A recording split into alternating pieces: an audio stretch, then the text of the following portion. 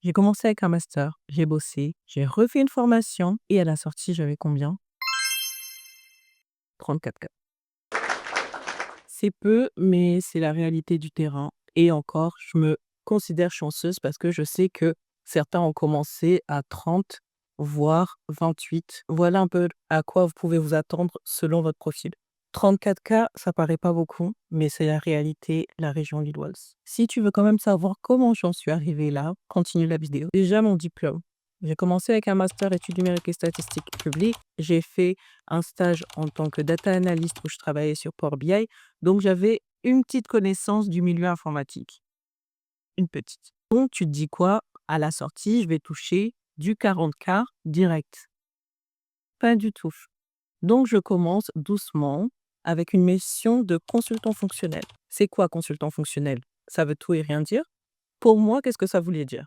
Ça voulait dire que j'avais déjà commencé à faire un peu de tests. Je faisais que des tests manuels. J'étais en contact avec les utilisateurs pour leur expliquer comment ça fonctionne, quelles sont les nouveautés sur leur app. Et j'étais en relation avec les devs pour leur remonter les bugs, etc. Donc, j'avais déjà commencé à voir un peu ce que c'était le métier de testeur, même si j'avais pas du tout le titre. En tant que consultant, j'arrive, je suis à 31. J'ai dû négocier parce qu'à la base, c'était 30. J'arrive avec mon petit 31. Je commence quand même à vivre, hein, en vrai, on est à 1900 net, quelque chose comme ça. Je sais plus si c'est avant ou après impôt, mais en tout cas, sur mon salaire, je reçois 1 900. Sauf qu'au bout d'un an, le client, il me vire. Et le SN, elle fait à peu près pareil, plus doucement.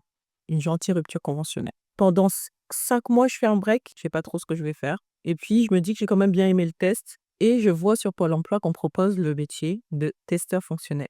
J'ai déjà fait, je connais. Je me dis pourquoi pas avoir la certification en plus. Où je fais à la fois de l'automatisation, des tests manuels, j'apprends plein de logiciels pour automatiser. Je me dis, bah là maintenant, j'ai une formation, j'ai une certification. On va enfin me les donner, mes 40K.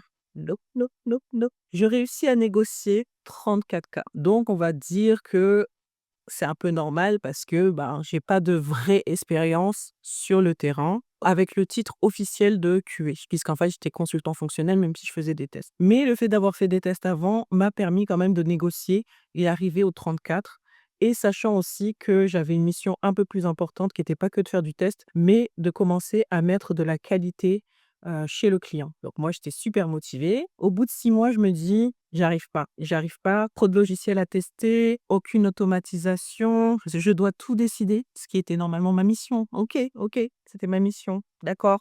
Mais je pensais pas que ça serait aussi dur en étant la seule testeuse avec autant de logiciels à tester. Pour moi, c'était impossible.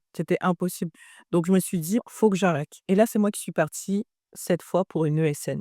Je négocie encore une fois mon salaire, évidemment. Encore une fois, on me propose je crois qu'on m'a proposé 35. Je dis: «Non, je vais pas quitter une ESN pour avoir un cas de plus». Donc j'arrive à 36. Encore une fois, toujours loin de mes 40K, toujours loin de mes 40K. Donc je reste là 1 an et aujourd'hui, je suis toujours à 36K. Est-ce que ça vous donne toujours envie de devenir testeur? Si vous trouvez que 36K, c'est bien, venez me rejoindre. Si vous trouvez que c'est moins bien, bah, franchement, c'est quand même pas mal. C'est pas mal, il y a une grosse opportunité d'évolution. Je dis ça, mais il faut qu'on commence aussi à se méfier de l'IA. J'espère que cette vidéo vous a plu, que vous avez un peu une idée maintenant de combien tu peux gagner en tant que QA. Et n'hésitez pas en commentaire à me dire à combien vous êtes payé pour qu'on puisse faire une comparaison sans langue de bois, pour que les gens puissent tout simplement choisir ce qu'ils ont envie de faire en fonction aussi du salaire, sachant que c'est un métier qui est pour moi assez intéressant parce que si que vous êtes comme moi, vous aimez la tech parce que justement il y a beaucoup de changements et que vous apprenez tout le temps des nouvelles choses, c'est le bon endroit. Si vous cherchez un endroit pour vous cacher et juste être comme ça et en fait ne rien faire ou faire le moins de choses possible, c'est pas du tout le domaine parce que le progrès va vous rattraper. Donc voilà.